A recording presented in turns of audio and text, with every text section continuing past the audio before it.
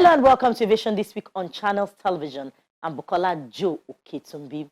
Following improvements in the weather and visibility at Lagos, foreign airlines who before now diverted their flights to Ghana have started landing at the Muritala Mohammed International Airport in Lagos. For over 2 weeks, most international flights were diverting to Accra due to the nation's poor visibility and inclement weather in Lagos. On this edition of the program, we take a look at the effect on passengers as well as the losses incurred by airlines. Plus, Azman Air acquires new aircraft to boost its operations. Our background report is next.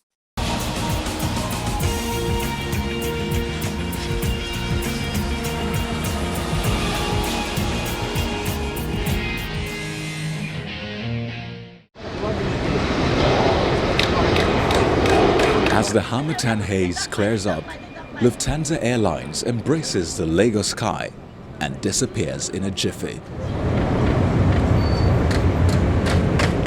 It's a sign that the almost 6-day-old diversion of foreign airlines is over.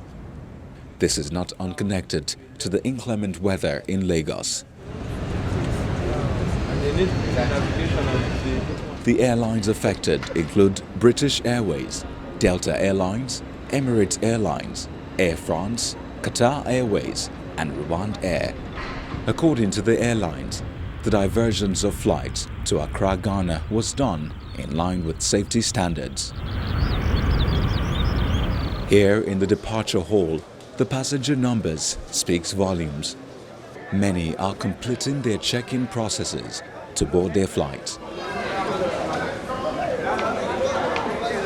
The airport manager tells us most of the flights are back to the terminal. The weather has improved. We are up to 1,600, but before now we are having less than 600, which is the industry standard, and that's why we had all those diversions. Almost all the flights came in, almost except I think Emirates. Okay, so everything is okay. All the airlines are coming, BA, Virgin, KLM, everybody. Okay, so beyond this, do you think that there's anything that the airport authority will be doing to avoid this kind of thing in the future? Definitely. The ILS that was procured is being worked on, and that was why we really had the issue. We were trying to upgrade from Cat 2 to Cat 3, and there are little issues which is being worked on seriously. For this individual, the battle to leave Nigeria after his holidays back to his adopted country has come with so much hassle. It's not really been fun because I'm supposed to have been at work today. Actually, I was supposed to fly on Friday to Atlanta, from Atlanta back to Houston. But unfortunately, we couldn't fly because they said that there was weather problem. But the truth is this. It's not about the weather problem. I do understand that our safety is being put into consideration. But at least you owe the people an email, an apology to let them know that, okay, this is what the situation is. But nobody said anything to us. I mean, the frustration was so high that people were like yelling, and I can understand that. For people going back to work, to me today, I'm supposed to be at work. I had to call my office to let them know what's going on. So it's really been very challenging, and it's not been funny at all. He insists the regulatory authority should act when necessary. This will never happen in the States. I can tell you that. I mean, it will never. No, but you don't even think about it, because before it happens, they will make all the provisions. They will send email to you. They will call you on phone. They will make accommodation ready for you. But here, I'm not being a racist, but maybe they feel we are not very important. Things like this should not be happening. You can imagine, I'm a born Nigerian, and yet I'm being treated this way. Meanwhile, other countries where I naturalize will not treat me that same way. There are other passengers whose flights have not been diverted, but delayed. We came to travel to Luanda in Angola. However, we found out that the flight was moved from 3:30 to 7:30. But did the airline reach you ahead of time? They did. 2 days ago, they sent us, some of us got messages from them that they had moved the flight on. They've delayed the flight by 3 hours. Okay. I think we need to get our acts together.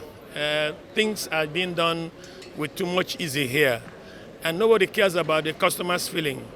Even the regulating authorities are not showing enough enough interest in the way the customers feel.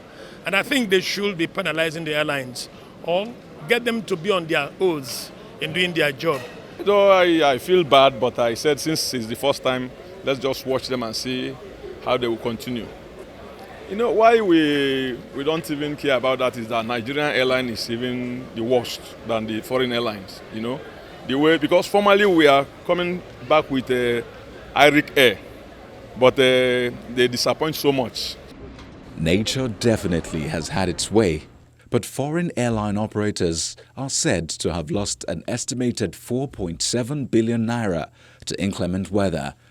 And that's apart from the ones incurred by government agencies in the sector, as well as ground handling companies, catering services, fuel marketers, and other auxiliary organizations in the industry.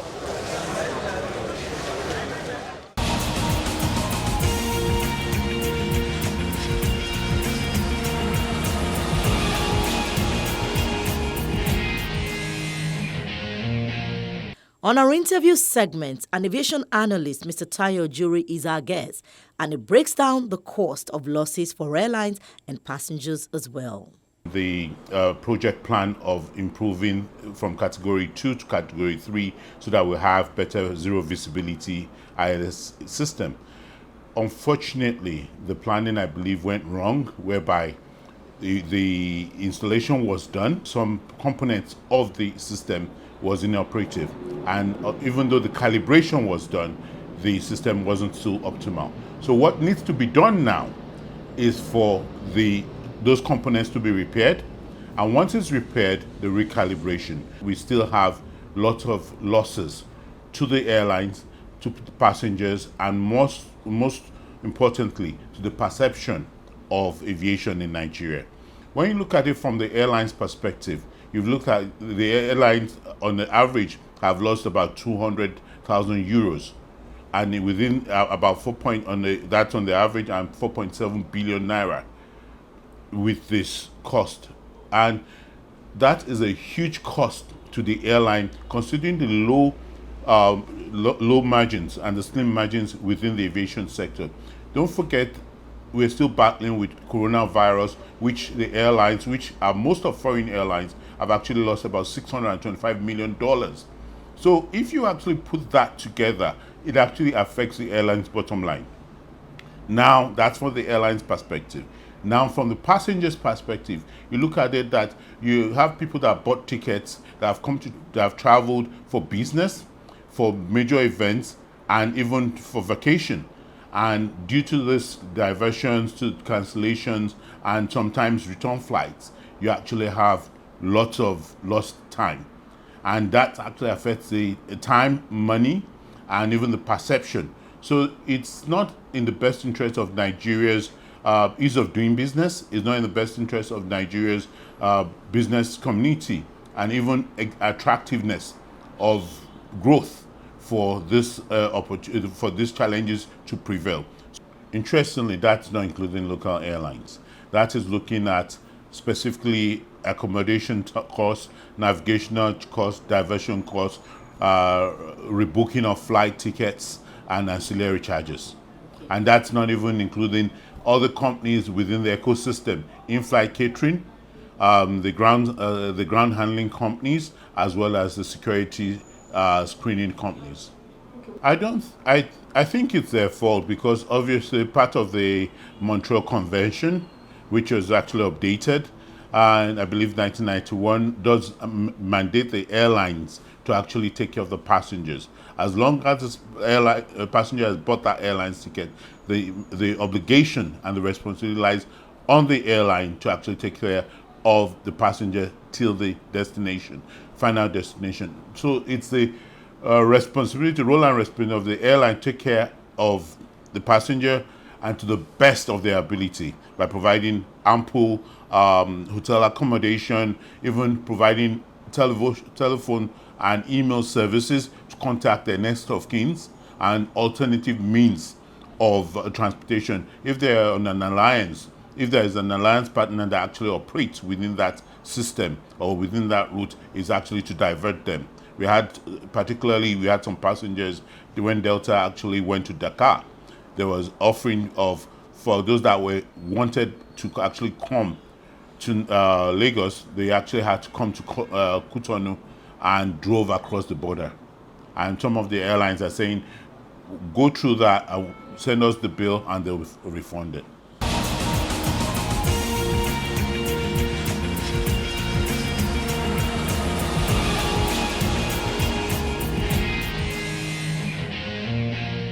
And now to Kano as Azman unveils plans to fly Lagos Gatwick. It's midnight in Kano, but these people were relentless. They waited for the arrival of this historic aircraft.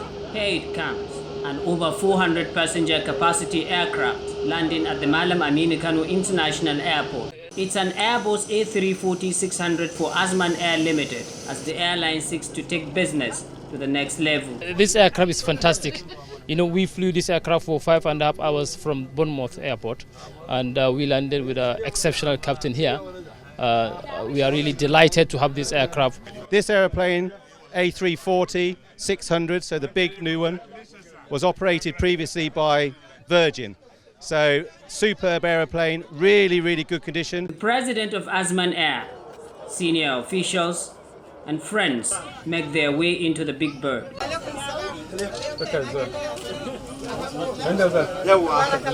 It's joy, happiness, and fulfillment rolled into one.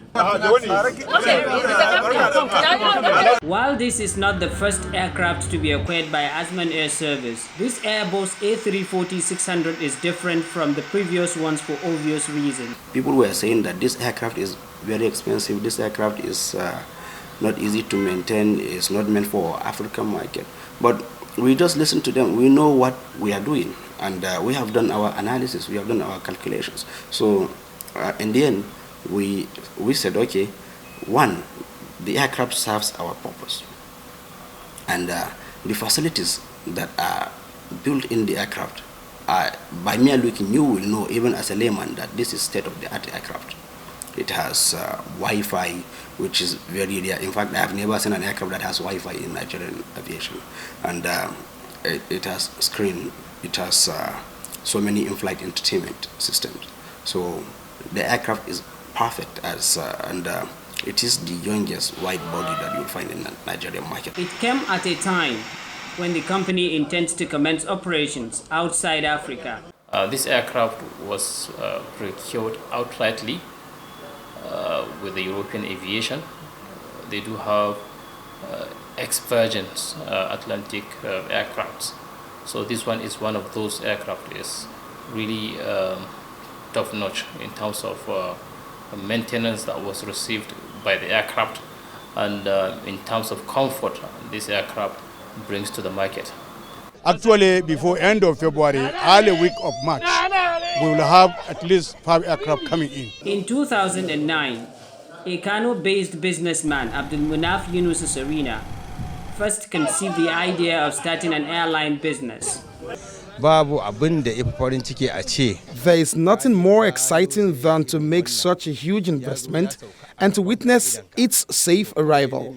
We pray for God to continue to protect all our aircrafts. And in 2013, Azman Air Service Limited was born. We have encountered so many issues because, you know, we were new. We didn't know anything about aviation then, even though we engaged experts locally and internationally that were working with us. Till now, some of them are here. We had to go through the process of getting the type of aircraft that we are operating now. We liaise with so many government agencies that are related to aviation industries. We fulfilled all their requirements. We did test flight. It wasn't an easy thing. We spent a lot of time and a lot of resources in order to be where we are today. Azman Air operates domestic flights from Kano to Lagos, Kaduna to Kano, and some other northern and southern states of Nigeria.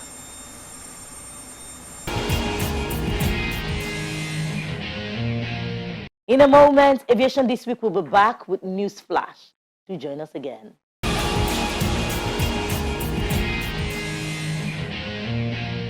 where we feed in all the data that we get. Statistics from the Airline Operators of Nigeria shows that Nigerian airlines lose about 6 billion naira to bird strike menace annually. At this event in Lagos, curbing the incidences in country is the agenda before stakeholders. For Ark Air, the airline reported losses of about $3.6 million to bird strike between 2013 and 2019. With this huge loss, there must be changes in wildlife management around the airports. Statistics have it that 95% of bird strikes occur at or below 3,000 feet or thereabouts. So a strategy might be to try and attain that altitude of 3,000 feet in as short a distance as possible. So maybe you'd engage maximum angle of climb, or phase 1 ICAO noise abatement procedure can be adopted as well. So that will help the aircraft get up to an altitude where the risk of bird strike is much reduced. According to ICAO sources, wildlife represents 3.6% of all aviation incidents.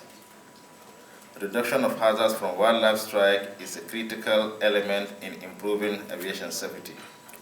I believe the actual percentage of bird and wildlife hazard strike is much higher than that, because most of it goes unnoticed. And a lot of it goes,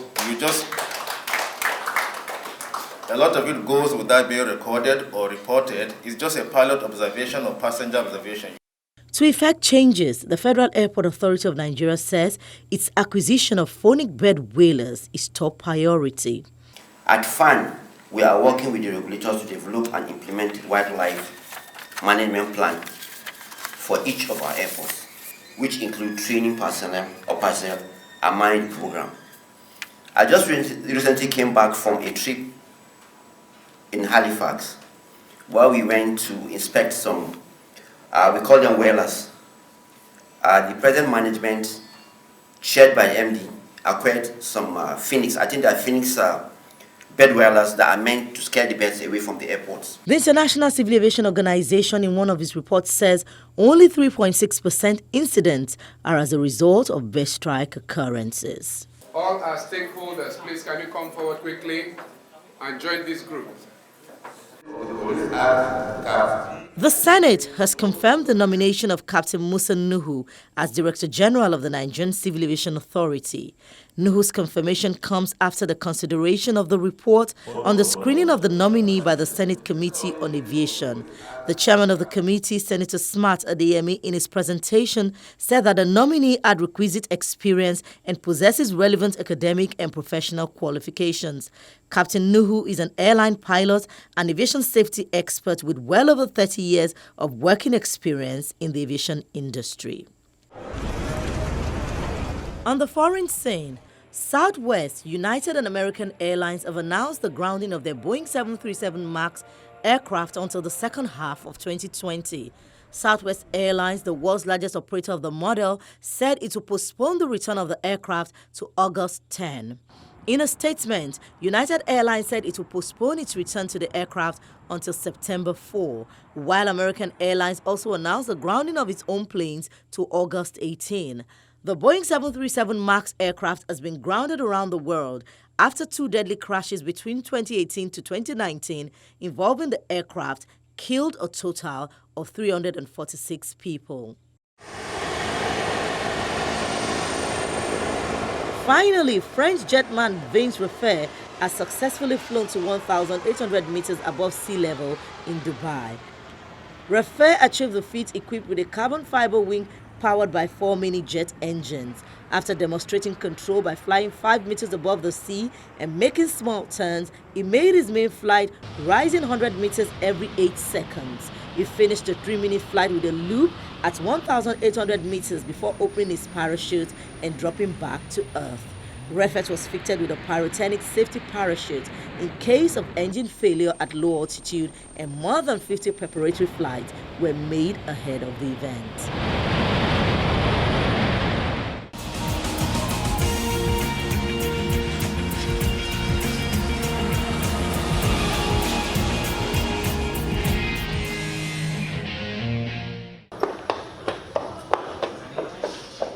15 horses chew away at Timothy Hay in readiness for the departure flight at the Ark at the John F. Kennedy International Airport. The 65 million state-of-the-art Ark opened in 2017, providing animal care for all animals that travel through this airport. The Ark JFK opened on January 2nd, 2017, so about 2.5 years ago.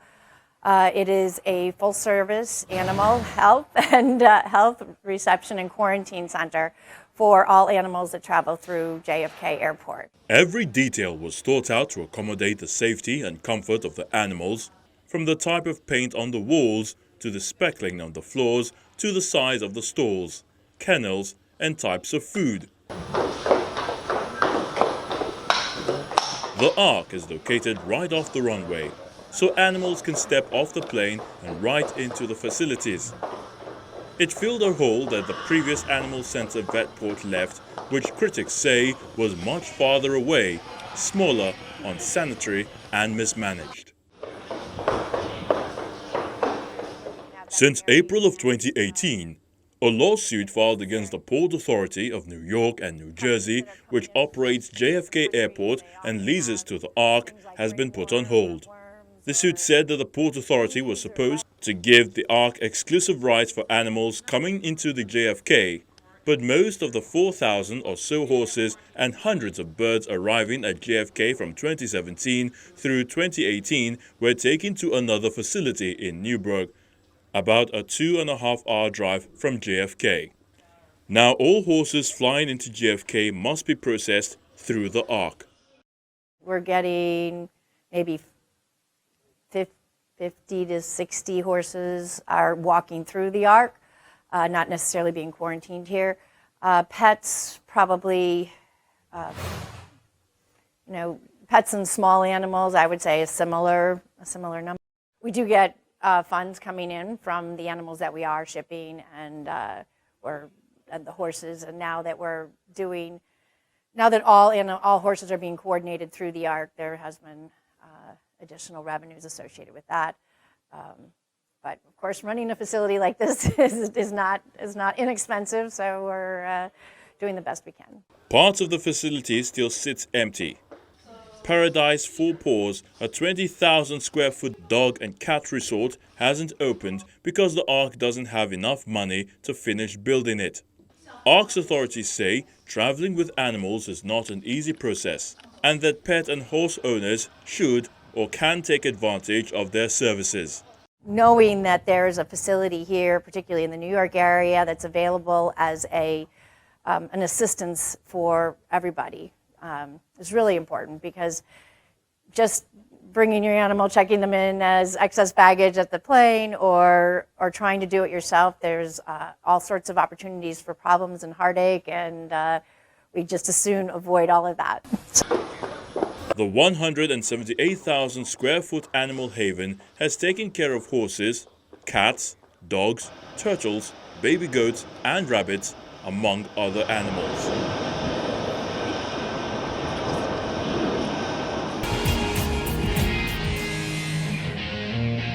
This is our curtain call on this edition. Thank you so much for staying with us. I'm Bukola Joe Oketumbi.